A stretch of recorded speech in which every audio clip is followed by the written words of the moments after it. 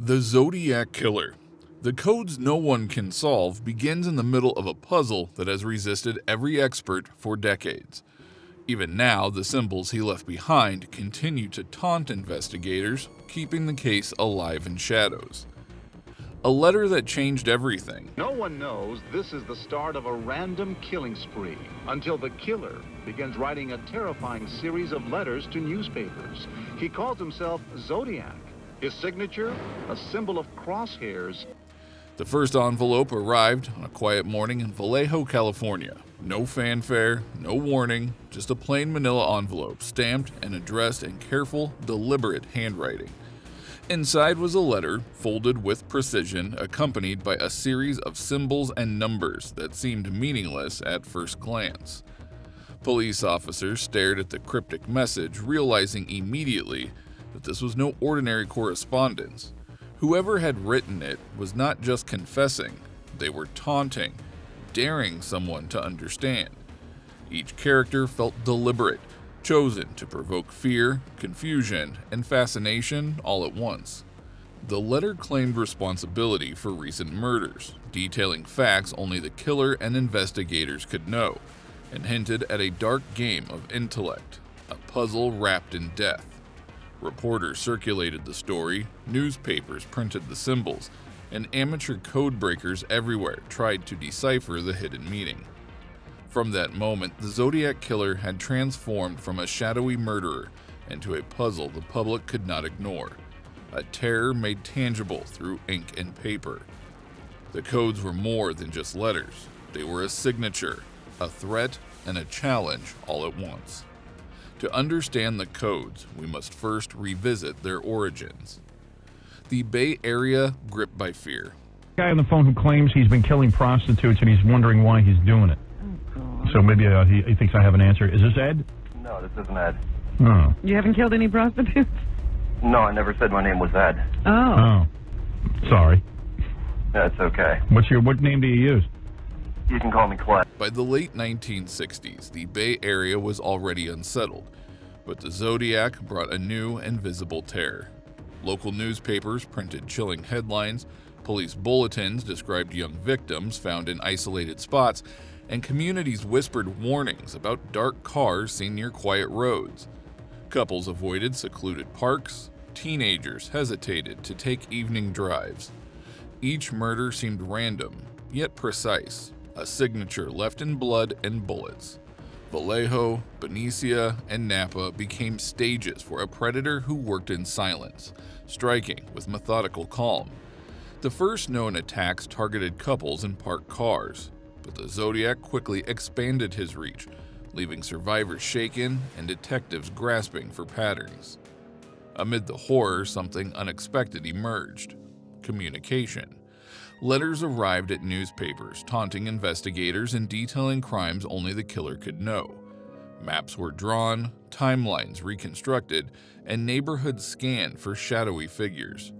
The public became both spectator and participant in a deadly riddle, watching as violence merged with cryptic messages. Fear had a voice now, a voice that spoke through letters, symbols, and codes. Each crime scene became a breadcrumb leading toward his encrypted messages. The first cipher cracks open. Conclusive enough to link the murderer of Celia Shepard to other murders in the Vallejo area in the past year. Anywhere in the Bay Area or anywhere, he should go to the nearest law enforcement agency and turn himself in. And we will try to do whatever we can to help this man. The Zodiac's first cipher arrived as a jumble of letters, puzzling and precise. Amateur cryptographers examined every line, measuring patterns and testing substitutions. One couple avid enthusiasts approached the text methodically. Common letters, repeating sequences, and likely word pairings guided their assumptions. They cross-referenced known facts from the attacks, separating the cipher into blocks to identify recurring symbols. Slowly, substitutions revealed coherent phrases, sentences that spoke of the killer's obsession with control and hinted at his motives. It was less a confession than a window into a mind that treated murder as a game, with clues hidden inside a puzzle for the public and police alike.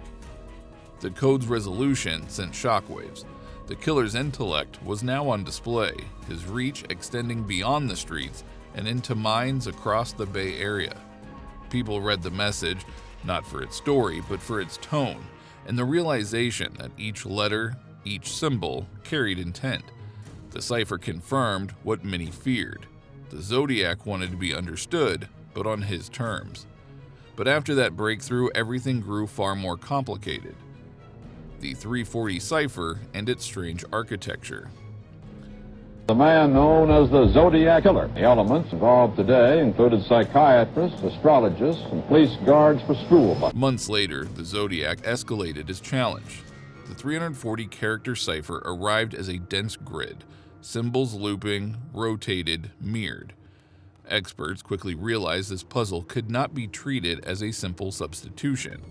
Its structure demanded multiple reading directions, layers, and assumptions about skipped characters. Researchers mapped out diagonal sequences, repeated shapes, and clusters of unusual symbols, comparing them against known language frequencies. Attempts to solve it over decades repeatedly stalled, producing partial phrases that never fully clarified the message. Computer algorithms, human intuition, and pattern recognition all collided against an unyielding enigma. Each dead end reinforced the Zodiac's control, an invisible presence manipulating time and intellect. The cipher became both a barrier and a lure. Decades of scholars, hobbyists, and law enforcement obsessing over its solution, while the killer remained hidden, sending new letters at irregular intervals. Even in silence, his influence spread, a reminder that the code itself was a weapon, not just a message. While experts struggled with symbols, new letters kept arriving. Psychological warfare through ink. We actually, when he was still alive, were talking to individuals in law enforcement about, we were confident it was him. I could put him by just looking through old phone books. And when was the last time anybody looked in an old phone book for anything? Beyond bullets and knives, the Zodiac waged war through words. Each letter, carefully composed, carried multiple layers. Tone, phrasing, and punctuation, all designed to unsettle recipients. Threats were precise, yet ambiguous, teasing investigators while sowing public panic.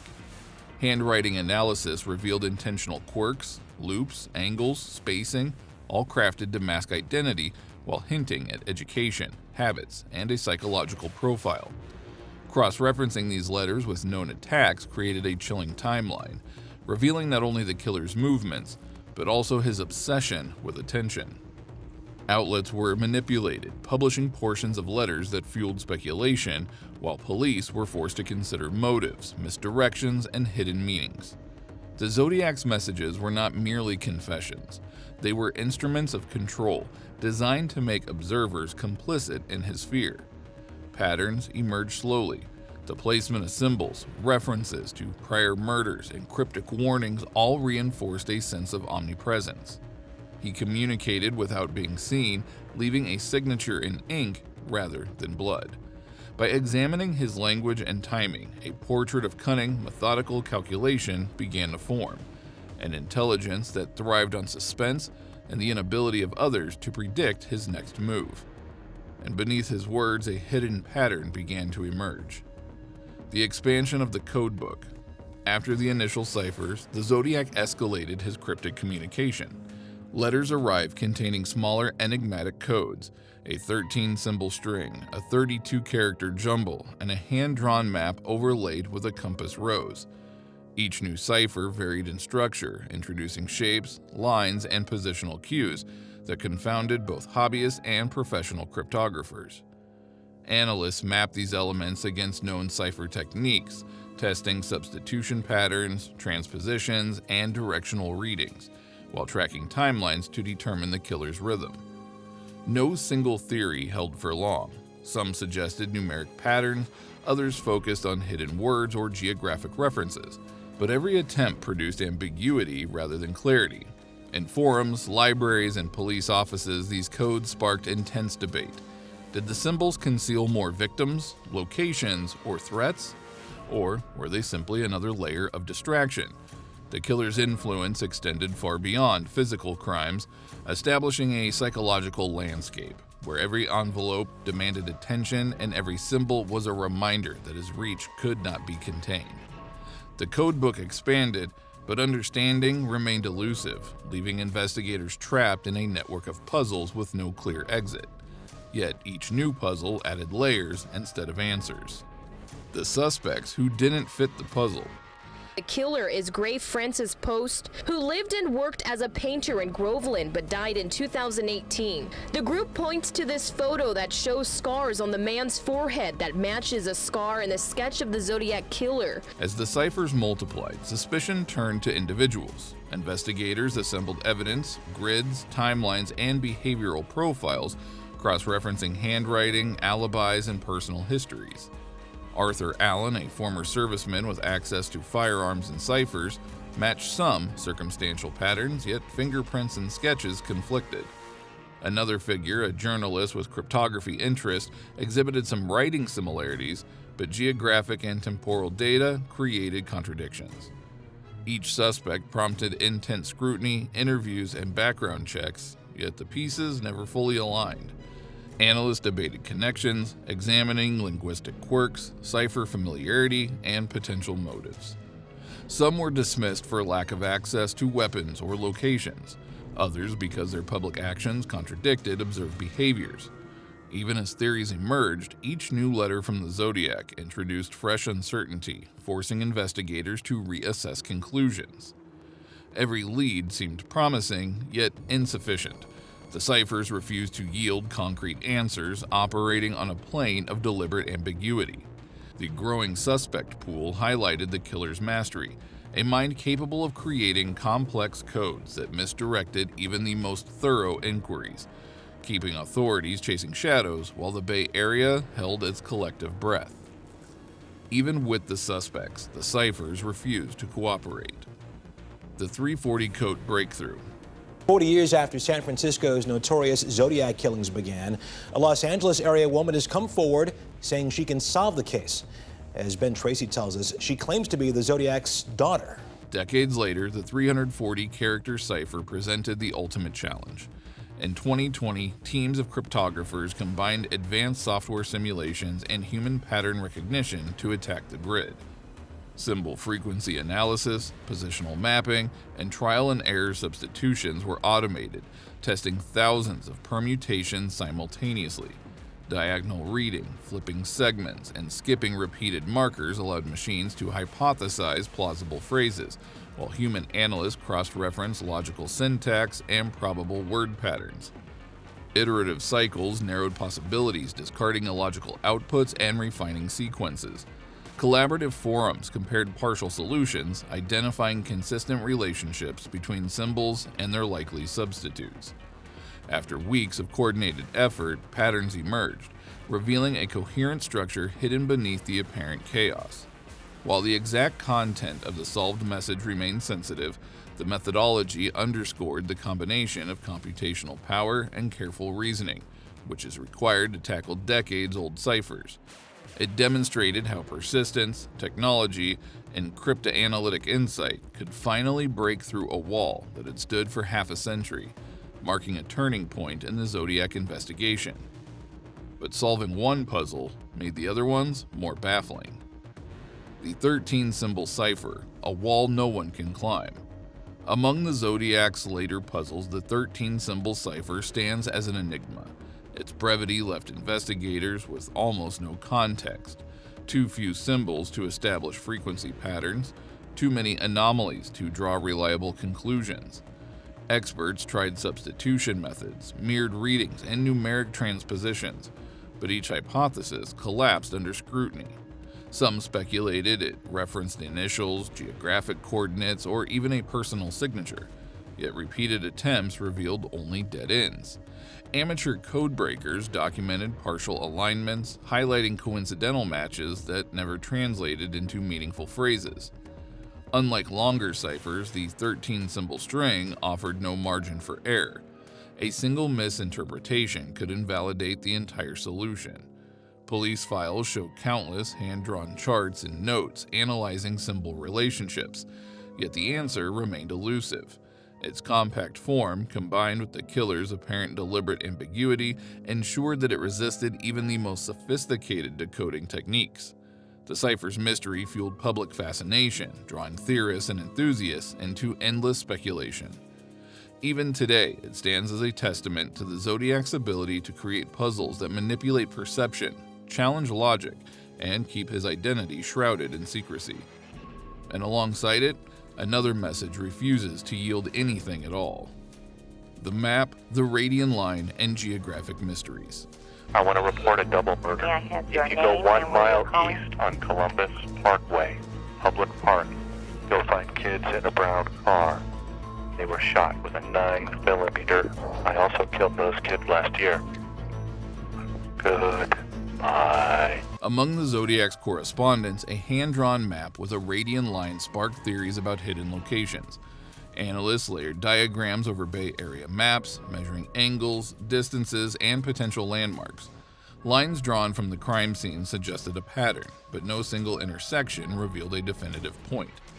Some theorists proposed treasure-like coordinates, others suggested the killer used it to taunt authorities with unreachable targets. Geographic profiling examined likely residences, commuting patterns, and access routes, aiming to narrow the field, yet each attempt conflicted with known timelines. Investigators compared terrain features, river crossings, and elevation changes, trying to reconcile sketches with reality, but ambiguity dominated. The radian line itself may have been symbolic, a misdirection designed to make logical mapping unreliable. Despite decades of study, experts could neither confirm nor disprove these hypotheses. Reconstructions, 3D overlays, and satellite analysis were employed, yet every path produced contradictions. The map reinforced a central truth about the Zodiac. He understood geography and human psychology well enough to sow confusion and uncertainty, creating puzzles that were simultaneously tantalizing and impenetrable, and keeping the authorities guessing. And still, the core question remained untouched. The code that defies every method. Chances of solving this after 50 years was next to zero. And so being able to play a role in this is fantastic. The Zodiac's final cipher is the pinnacle of his cryptic design, a collection of symbols that refuses every conventional method. Analysts encounter repeating glyphs, strange punctuation, and inconsistent spacing that make substitution, pattern recognition, and frequency analysis nearly impossible. Some sequences seem deliberately contradictory, as if meant to mislead anyone attempting a solution. Computer simulations, AI-assisted decryption, and brute force methods have been employed, yet the cipher remains impenetrable. Experts suspect it may be incomplete, missing crucial symbols or key context that only the killer knew. Others argue it is a psychological weapon, crafted to frustrate and dominate investigators as much as it conceals information. Attempts to cross-reference this code with known letters, dates, or geographic hints produce conflicting results, amplifying its mystery. Despite decades of attention, the cipher continues to resist logic and intuition alike. Its very existence demonstrates a mastery of cryptology combined with a deep understanding of human curiosity. Each failed attempt only reinforces the shadow that it casts over the Zodiac's legacy, a puzzle designed to endure far beyond its creation. And after decades of decoding attempts, one final truth emerges: the unbroken silence. After all the letters, ciphers, and painstaking reconstructions, the core enigma of the Zodiac remains intact. Dozens of messages sit unsolved, some partially decoded, others wholly opaque, leaving gaps that will likely never be filled. Investigators sift through files, revisiting crime scenes and re-examining handwriting samples, yet the killer's identity eludes certainty. Timelines stretch across decades and the public continues to speculate, but no definitive closure appears. Each solved cipher opens the door to a dozen new questions. Each letter left unanswered compounds the sense of unease. Maps, diagrams, and cryptographic charts lie dormant, artifacts of a battle between human logic and calculated chaos. The Bay Area streets, once terrorized by his presence, now carry only echoes of the fear he instilled. Yet the letters endure, a cold testament to a mind that thrived on control, confusion, and mystery. Even after 50 years, the Zodiac story is incomplete. His codes remain unbroken, his patterns only partially understood, and his motives forever obscured. And so the silence persists, heavier than any answer could ever be. Who do you think truly holds the key to the Zodiac's unsolved mysteries? Let us know down in the comments.